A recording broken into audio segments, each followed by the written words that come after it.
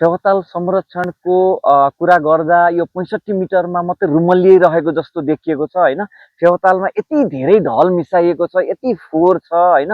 पहिला त्यसलाई प्रायोरिटी दिनुपर्ने, प्राथमिकता त्यसलाई दिनुपर्ने थियो, तर चाहिँ अहिलेको स्थानीय सरकार यसै 65 मिटरमा रुमल्लिरहेको अवस्था छ।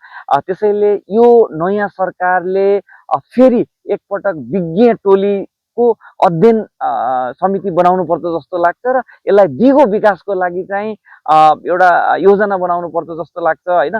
किनभने विगत 50 वर्षदेखि फेवातालको नाममा राजनीति गर्दै आइयो र विगत 20 वर्षदेखि यो 65 मिटरको नाममा राजनीति गरिँदै आइएको छ हैन। त्यसैले अब यो राजनीति गर्ने सदाको लागि चाहिँ ढोकाबन्द गर्नुपर्छ यो सरकारले। त्यसैले यो सरकारलाई अपिल गर्न चाहन्छु, शुभकामना दिन चाहन्छु, कृपया यो पोखरालाई बचाउनको लागि चाहिँ एउटा दिगो योजना बनाऊ। हामीले फेवाताललाई संरक्षण गर्नुपर्छ। फेवाताल भएन भने पोखरा रहँदैन।